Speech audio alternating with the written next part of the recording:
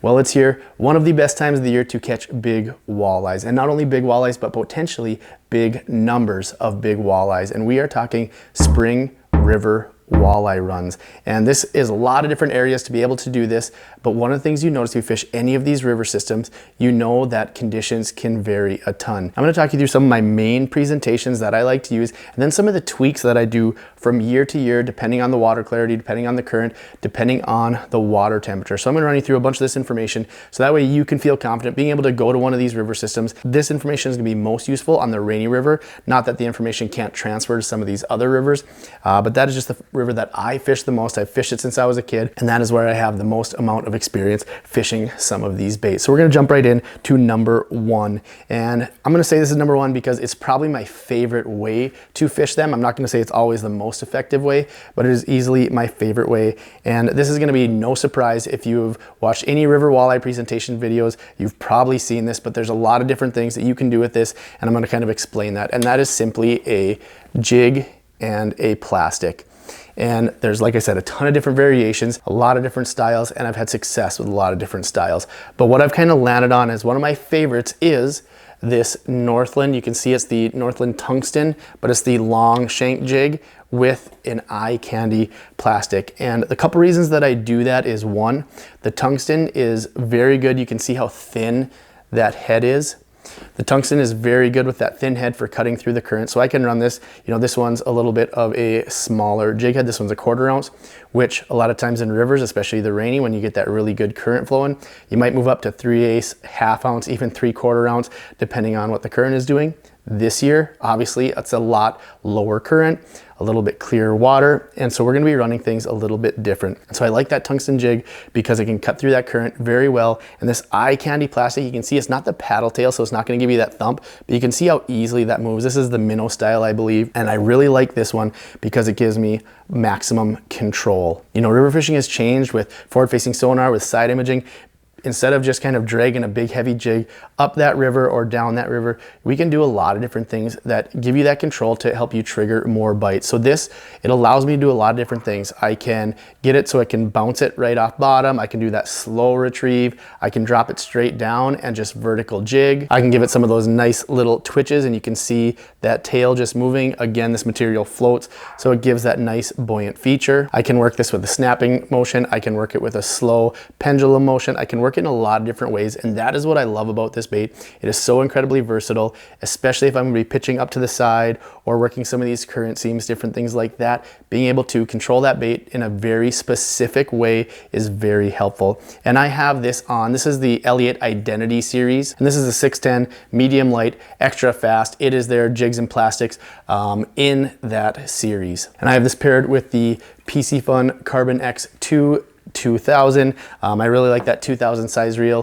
for a lot of these river presentations, and being able to have a very smooth drag is very important because honestly, you never know when that next fish you catch is going to be a 30-incher. And so being able to have a nice smooth drag, and that is why I kind of went with the Carbon X2, just maximum amount of drag with that very smooth reel for working a lot of different presentations. And so that's setup number one. One thing you might notice, I have a little bit darker presentation on this, and the reason that I have a little darker presentation is, as you know, the Rainy River, a lot of these other rivers are more of a stained river, and so being able to have a darker presentation, because one of the things when people fish darker water, sometimes they'll fish those brighter colors so it stands out a little bit more. But one of the things I've noticed on the river is sometimes when it gets murky like that, I'm going to use a darker presentation so they can see that profile. It's like just seeing that shadow. They might not be able to pick up on the color, but being able to see that shadow with that sun potentially penetrating through as well, being able to kind of pick up that outline of the bait.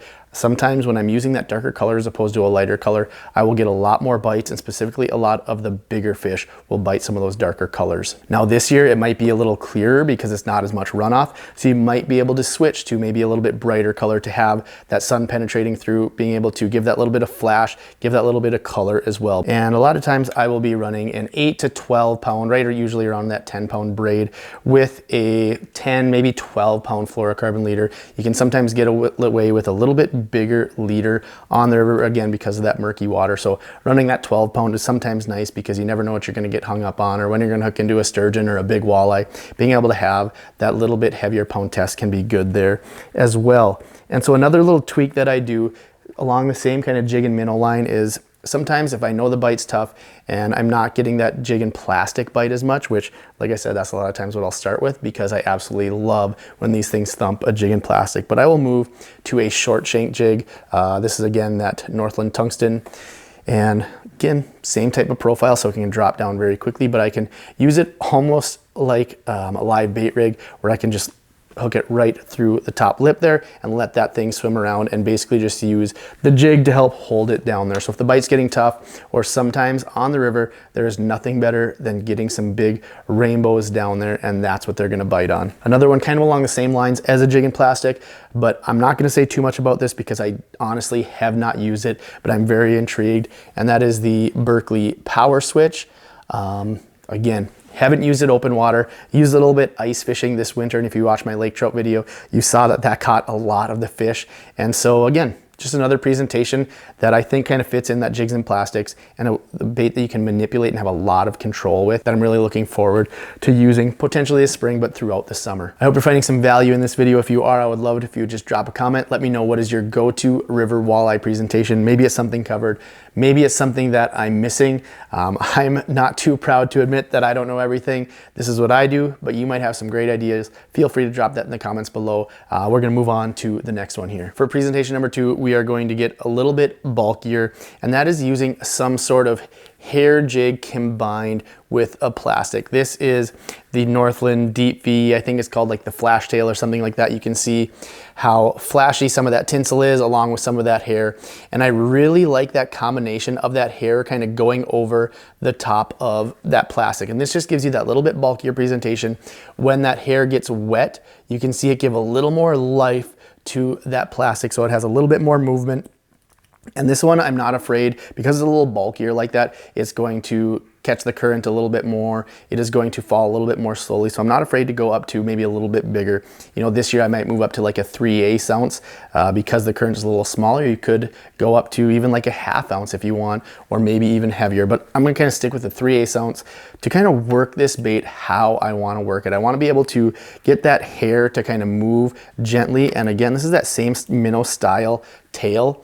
So you can see it's not gonna take a lot to be able to get that tail to move. So being able to work that in a lot of different ways, if you wanna do a little more snap jig, if you wanna do a little more twitches where you just get that thing moving just a little bit, or even kind of moving in that current as you kind of pendulum up it back behind the boat. And this is a presentation that I've gained a lot of confidence, specifically because of my trip with my dad to the Columbia River. And if you're waiting on that video, I promise it's coming. We caught some big walleyes, looking forward to sharing that one. But one of the things that we did with our guide Chemo is use something very similar. I believe those were from Kit's Tackle. I could be wrong. I'll throw a picture up of what we were using. We were using that with the Elaztec. I think of the Z-Man. I'm not sure, one of their minnow baits like that, and it was just deadly. We used a lot of different presentations, but that one far and away was catching the most walleyes on the Columbia there. And this is that kind of very similar presentation. Love the way that hair kind of encompasses that nose, and it just kind of gives it that good whole body style presentation. Looks like it's one cohesive bait. Really like that. Again, another tip with all these plastics, you know, I like to keep some super glue in my boat, glue that up towards the top where you find a good fit for it, because that way those things are gonna be able to fish all day. And that was another thing I did want to talk about. I was really sold, like I said, I've used a lot of different plastics. Last summer I got sold on these eye candy plastics because similar to the Elaztec, they are just super, super durable. Honestly, I feel like sometimes they're even more durable than those ones. And I was up on, went to a little hike in lake last year, and we were catching just tons of walleyes, you know, nice walleyes, and we were catching probably 150 over the 3 days. And I went through, I think, 3 of those eye candy plastics, and one of them got bit off by a pike. So those things, I bought them for that trip specifically, but I gained a lot of confidence in them. Used them some on Rainy Lake, really liked them. And so that is one of the reasons why you're gonna be seeing a few of those. Is I just have a lot of confidence in those baits, but also they are so durable. So another little variation, you can move over to more of like a buck style, which has a little bit more of that hair. And if you're gonna do that, you can easily do that with no plastic or no minnow, or with both of these, you can throw a minnow on as well if you wanna throw a little scent down there, being able to do that. And that is another thing I haven't tried that I'm looking forward to trying, is potentially putting some scent in with some of these eye candy plastics. Haven't done it a lot, but heard it can be successful. Something I'm gonna experiment with a little bit more this summer. Ooh, almost forgot, that one is on the 6'9" medium fast action. This is again from Elliott. This is in the performance handler. This is just the original Elliott series. Incredibly light. Love the Syncork handle. Very good texture, very good grip. Excited to be giving these more of a shot this summer. I did want to say a big thank you, a big shout out to everybody that's been following along, watching my videos, liking, sharing, commenting. That stuff means more than you know, and it's actually been able to allow me to be done guiding this summer. This is not an easy decision. This is not something that I took lightly. I absolutely love guiding, but I also just have a deep passion for creating content, for educating, for sharing my fishing adventures, something that I absolutely love to do. And that means that this summer, once I'm done with the school year, I'm gonna be able to really hammer out a lot more content, do a lot of different things. So if you have ideas, I would love your ideas, love things that you want to see, because honestly, if it wasn't for you guys, like I said, I wouldn't be doing this. So drop your ideas below, drop them in the comments. I wanna know what you guys wanna see, because this summer, I'm gonna be hitting it hard. And moving on to the next one, we're getting even a little more flash, a little more almost thump down there, and that is doing some sort of bladed jig. I'm going to show you this one right here. I can't even quite remember what style or what the name of that jig is, but it's got that just smaller blade. And a lot of times I'll start with that little bit smaller blade, give it a little bit of thump, a little bit of flash, but not going to be so aggressive or so maybe flashy. Start out with that and then work on something more flashy if I need. And going along with that kind of thump, along with that a little bit of action down there, is this paddle tail. You can see this is again the Northland Eye Candy. Very good action. They don't have maybe as big of a thump as some of these other minnows. Last fall, if you watch some of my videos from Rainy Lake where we caught some absolutely giant walleyes and a bunch of them, catching them suspended, super cool bite. Those we're using the diesel minnow, which has a little bit more thump, a little bit bigger action. These ones don't have quite as much action, which I'm okay with on the river, because a lot of times you're gonna be breaking some of that current as well. But those do have a little more flash with that blade and with that paddle tail right there. If you're looking for a little more flash, you can go to something with a little bit bigger blade like that. If I'm not getting bit on with a little bit smaller blade, or a lot of times what I'm doing is when the river's getting muddier. You know, I still want to use that jig and minnow presentation or jig and plastic presentation, but a little bit muddier, a little bit murkier. I want to get a little more flash, a little more movement, and a little more vibration down there for these fish to feel, just to be able to key in on these baits. I do like to cast those a little bit more. So this one's on that 7-1 medium, extra fast, awesome, very light with that performance handle again. Perfect little rod setup. Very similar on all these, kind of running that 10-pound braid to a 10-pound, 12-pound fluorocarbon leader. So that's all very similar on a lot of these as far as the line and some of the other setups. This one I actually have on the Piscifun Carbon Prism. You can see it's kind of that purple reel. I have another one in a teal here, and honestly, I was a little bit skeptical right away because of the colors. I'm not a very flashy guy, I'm pretty plain Jane. But I started using these reels, honestly, because I was doing some photos for them, and I started really liking these things. They are incredibly smooth, they feel very durable, and they just feel like a good, strong reel. And moving on to an absolute classic, and that is a little bit heavier, big profile with a little bit of a blade on it, and that is the Whistler jig, and I believe that one is by Northland as well. And this is a jig that I have used since I was a little kid. This is one of the only jigs that we use for a long time, is something in this style. Like I said, a little bit longer, a little bit more of a bigger presentation, big stout hook on this thing, so you can work some bigger minnows, you can work plastics on it. A lot of times I'll just use a minnow on there, but this thing has caught more fish than so many other baits on the Rainy River. It is just an absolute classic. And I don't know if it's the bigger presentation, if it's that little blade on there, whatever it is, this thing is an absolute fish catching machine. So I had to include that. And one thing that's really nice is I will sometimes honestly use it in a much bigger profile even. This one, I don't even remember how big this one is, if it's 3/4 ounce or something like that, but you can get them in some of these big presentations, and that bait right there has accounted for a lot of fish. Honestly, actually one of the first times my wife came with me, she caught a 29.5 and a 30.5 in the first 20 minutes we were fishing on one of those. And I know I talked about liking a lot of the darker presentations for some of those murkier waters at times, but this chartreuse one especially has done some damage. And so that's another Whistler jig presentation that I love, especially if it's murky. And this is like, you know, maybe we're just getting done with the forks breaking loose, or maybe it's a high runoff year, current is high, it is muddy water. I will put that thing down, and I will honestly, I don't want to cast because I'm going to get my line in more of the stuff that's floating down, whether it's grass or sticks. I'm just going to keep it vertical, keep as much control as I possibly can, and that is how I'm running this one. And with that, I'm running a 6.9 medium heavy. So I actually bump up to a medium heavy on this because, again, we're using some bigger baits, up to 3/4 ounce baits, some of those bigger, heavier baits, heavier presentations, a little bit shorter rod than that 6.9, so that way I can just easily fish vertical, still get that hook set strength, and still be able to fight some of those bigger fish. But that is presentation number 4. I don't know, I've been giving so many variations, I don't even know what it is right now. And this is that teal style carbon prism. Again, really like those reels. We are on the home stretch, we're getting close. The last one that I'm going to talk about, not the last one, but the last one that I've rigged up, I'm going to talk about a few others, but that is using some sort of, you know, maybe like a blade style bait. This one I think is like the V-Rod, it's called by Rapa, and you can just hear how loud that thing rattles. This one, I really like it.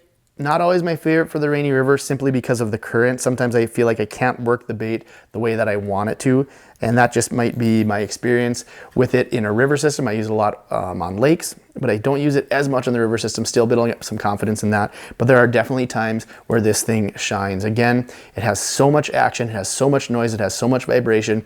When that water can be murky, when you can sometimes even pitch as well, this is a great pitching bait on some of those shallower fish if they're up on an inside turn or the inside turn of the river where there's not as much current. Being able to rip this thing up there and get that good vibration to kind of trigger some of these bites.